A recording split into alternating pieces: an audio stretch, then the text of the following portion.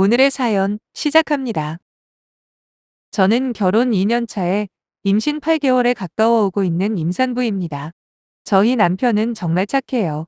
저 임신하기 전부터 집안일도 정말 많이 도와주고 제 이야기도 잘 들어줘서 여태껏 어려운 거 없이 잘 견뎠어요. 근데 저희 시간은 정말 자린고비 중에 찐자린고비예요. 시댁의 재산이 얼마인지는 우리 남편도 사실 잘 몰라요. 사실 신랑은 부모님께 그렇게 크게 관심이 없는 듯 하거든요. 그냥 예의상 가끔 연락만 하고 지내고 특별하게 살갑게 지내지는 않고요. 일단 저희 시댁 부모님들을 소개하자면 우선 우리 아버님. 아끼셔도 너무 아끼세요. 전기세 아깝다고 집에 불도 잘 안 켜는 건 물론이고 어떤 물건이든 사면 거의 버리는 일이 없으시죠. 하지만 시어머님은 거기에 대해 전혀 의견을 내지 못하세요. 아버님이 딱 옛날 아버지 스타일이세요. 가부장적이고 보수적인 스타일 말이에요. 처음 시댁에 인사 가려 했을 때 신랑이 많이 창피해하고 집에 가는 것도 별로 좋아하지 않길래 왜 그런지 물어보니 신랑은 고등학교 졸업 이후로 쭉 독립생활을 했었대요. 오랜 시간 동안 따로 살아서 그런지 부모님하고 살가운 건 전혀 없어요. 물론 무뚝뚝한 시아버님 성격도 한몫했겠죠. 시댁은 작은 주택인데 마치 응답하라 1988에 나온 집 정도로 보시면 될 거예요. 정말 분위기가 끝장이라 설명해드리고 싶은데 설명할 방법이 없네요. 어쨌든 처음 결혼하고 나서는 별로 나쁘다 생각하지 않았어요. 뭐 지나칠 정도로 아끼시긴 하지만 그건 시부모님 문제고 우리의 생활은 일절 터치하지 않으시니까요. 그런데 올여름은 너무나 더웠잖아요. 제가 평소에도 추위보다 더위를 심하게 타는데 임신까지 했으니 정말 죽을 맛이었어요.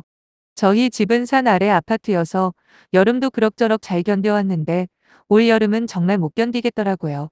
그래서 저희 친정 아버지가 에어컨을 사주셔서 조금은 숨통이 트였죠. 어디 나가기가 정말 힘들고 온몸에 땀 띠며 화장실 문제 때문에 휴가도 거의 집에서만 지냈어요. 그런데 저번 주가 저희 시아버님 생신이셨어요. 저는 당연히 갈비집이나 시원한 레스토랑에서 밥을 먹을 거라 생각했지만 저희 아버님 역시 자린고비답게 외식은 절대 안 하신답니다. 또 이번엔 시집간 아가씨네가 온다기에 일이 더욱 커진 거죠.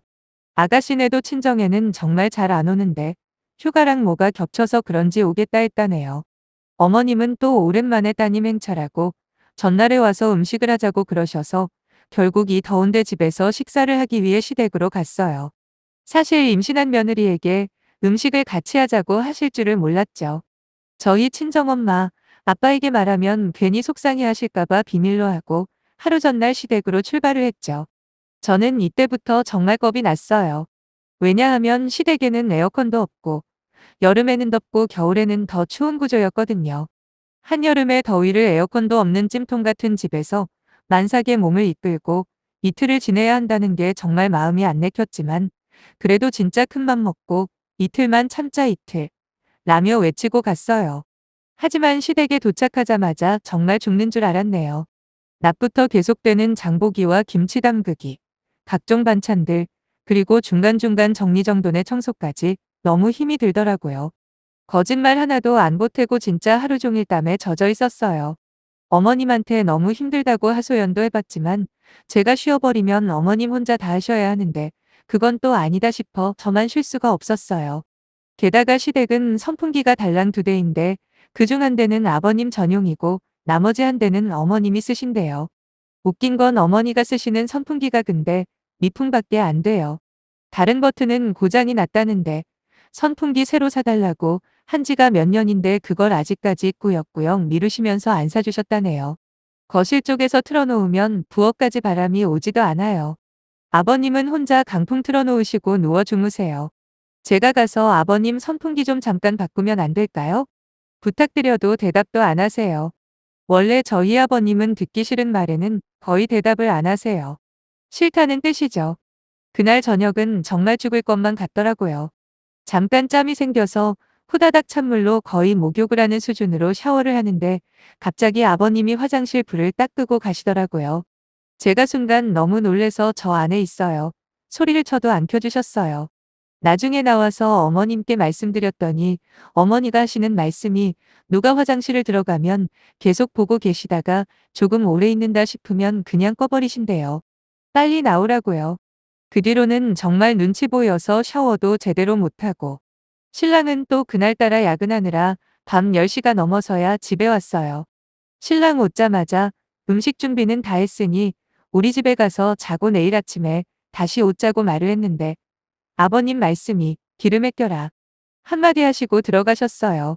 그래서 어쩔 수 없이 어머님이 얼음물 가득 담긴 주전자랑 미풍밖에 안 돌아가는 선풍기 주시고 어머님은 결국 거실에서 선풍기 없이 주무셨어요.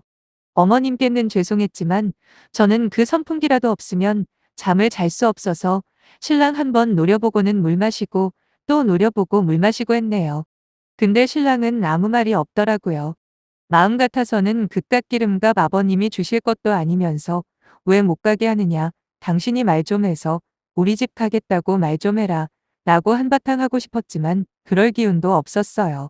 게다가 발은 또 어찌나 부었는지 신랑이 주물러 준다는 것도 손이 뜨거워 싫다. 뿌리치고 누웠는데 그날따라 얼마나 덥던지. 정말로 신랑이랑 저랑 잠을 한숨도 못 자고 아침을 맞이했어요. 신랑이 새벽 2시쯤에 지금이라도 몰래 가서 자고 오자고 했지만 혹시라도 아버님 생일날 아침에 저희가 없는 걸 보면 얼마나 화내실까 생각하고 그냥 자자 했는데 지금 생각해보니 그때라도 돌아왔어야 했네요. 다음날 아침 그렇게 밥을 차리는데 계속 아랫배가 슬슬 아프더라고요.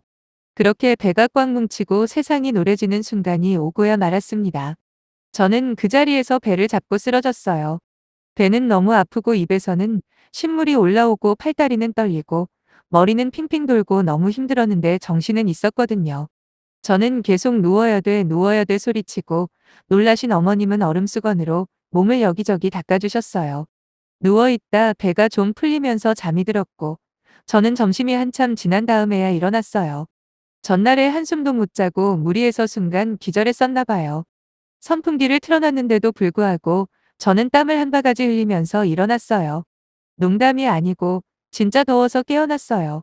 시부모님이 오셔서 괜찮냐 물으시는데도 저는 신랑만 붙잡고 계속 가자고만 했어요. 너무 무서웠거든요. 신랑이 짐을 챙기는데 어디서 열기가 후끈후끈 느껴져 보니까 또 어머니가 곰국을 끓이시더라고요.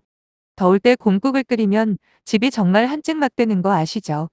제가 쓰러져서 걱정이 되신 어머님이 저를 위해서 하시는 건 알겠는데 순간 너무 짜증이 났어요. 저는 계속 집에 가겠다고 하고 어머님은 곰국 다 끓여가니 먹고 가라고 하시는데 어머니 저 정말 힘들어서 집에 가야 될 것 같고 병원도 가야 될 것 같아요. 라고 했더니 어머니가 신랑 보고 곰국 다 되면 나중에 전화할 테니 가지고 가라고 하셨거든요. 그런데 갑자기 아버님이 뒤에서 하시는 말이 기름값 아깝게 왜 왔다 갔다 해. 좀 기다렸다 먹고 가던 가져가던 해라. 이러시는 거예요. 순간 저는 너무 겁이 났어요. 신랑이 아무 말 못하고 여기에 더 있을 상황이 될까 봐요. 그래도 다행히 신랑이 일단은 병원부터 가야 하니 자기가 나중에 가지러 온다고 말하자마자 아버님이 끝까지 있다 가라고 정신은 났으니 병원 안 가도 되지 않겠냐고 그리고 동생도 오는데 최소한 밥은 먹고 가야 되지 않겠냐 하시더라고요. 눈앞이 노래지고 도저히 못 참겠어서 한마디 하려고 하는데 다행히 신랑이 애 잘못될 수도 있어요. 라고 말하며 짐을 마저 싸고 시댁을 나오는데 아버님이 저희 뒤통수에 대고 다신 올 필요 없다. 한마디 하시고 들어가시더라고요. 사실 그 당시 저는 진짜 그때는 후다닥 그 집을 나오는 게 우선이라 아버님 말을 크게 신경 쓰지는 않았고 어머님께 짧은 인사 후 차에 탔는데 차에 타자마자 나오는 찬바람이 저를 얼마나 서럽게 만들던지요. 결국 울음이 터졌어요. 차에서 엉엉 울면서 오는데 신랑이 에이 뭐 그런 거 가지고 그래. 임신하면 엄청 자주 온다더라. 이렇게 말하는데 제 귀를 의심했죠. 물론 집단에는 중간 역할 한답시고 시댁에서는 제 편을 들고 제게는 시댁 편을 들려고 한다는 건 알고 있어요. 하지만 이번 일은 진짜 경우가 다르다고 생각했는데 그렇게 말하는 신랑이 너무 밉더군요. 화딱지가 나고 정말 저 자식 때문에 진짜 죽을 뻔했는데 패주고 싶었어요. 거기다가 제일 중요한 건 자기가 우유부단해서 우리 아이까지 위험할 뻔했는데도 제가 우는 걸 제대로 이해 못하고 임신 때문에 운다고 생각하는 이 사람이랑 계속 같이 살아야 하나 고민도 잠깐 했습니다. 집에 와서 누워서 한숨 자고 저녁쯤 일어나서 생각해보니 그래도 아버님 생신이신데 죄송하기도 하고 해서 시댁에 전화를 드렸어요. 어머님께 너무 죄송하다고, 진짜 내 몸이 내 몸 같지가 않아서 너무 죄송하다고 말씀드리자 어머님은 이해한다, 내일 빨리 병원 가봐라 하시고, 다행히 아가씨는 너무 덥고 피서길이 너무 막혀서 못 온다고 전화가 왔다네요. 하지만 아버님은 화가 단단히 나셔서 신랑이 전화해도 받지도 않으셔서 찾아가자 곰국 가지러 왔냐? 내가 다 먹었다 라며 문 밖으로 내다보지도 않으시길래 신랑도 화가 나서 씩씩거리며 집으로 돌아와서는 다시는 연락 안 할 거라고 하더라고요. 정말 이렇게 힘든 일은 처음 겪어봐서 어떻게 대처해야 할지 잘 모르겠네요. 지금 제 신랑을 계속 믿고 살아도 될지 모르겠어요. 사실 시아버님이야 막말로 연 끊고 살면 된다 쳐도 자기 마누라 그리고 자기 아이 하나 제대로 나서서 지키는 게 안 되는 남자 하나만 믿고 이 결혼 생활 계속 이어가도 될까 모르겠네요. 이번 일만 빼면 정말 착한 신랑인데 이런 믿음이 산산이 깨진 느낌입니다. 많은 조언 부탁드려요. 후기 글입니다. 정말 수많은 비난과 걱정해주신 분들 너무 감사드립니다. 욕해주신 분들도 감사드리고요. 제가 너무 어리석었었네요. 그저 참고 사는 게 이기는 거다, 이렇게만 생각했고 남편도 안쓰러운 마음에 중간 역할 제대로 못해도 애써 외면하고 싶었나 봐요. 저번 곰국 가지러 갔다 온 남편은 며칠을 계속 화가 가라앉지 않는지 다시는 아버지 보지 않겠다 씩씩거리더라고요. 그리고 저랑 전역하면서 미안하다고 진심으로 사과를 했습니다. 제가 시아버지 때문에 힘들어하는 걸 잘 알지도 못하면서 임신해서 그런 거 아니냐 물었던 거 너무 후회한다. 자기도 중간에서 어리버리하고 당신한테는 할 말 다 하는데 막상 내 부모한테는 제대로 할 말 못한 거 인정한다며 앞으로는 그럴 일 절대로 없을 거라 했죠. 그리고 뱃속에 우리 아이를 위해서라도 내 가족만큼은 내 손으로 지킬 거라더군요. 그게 설령 자기 아버지라고 해도 말이에요.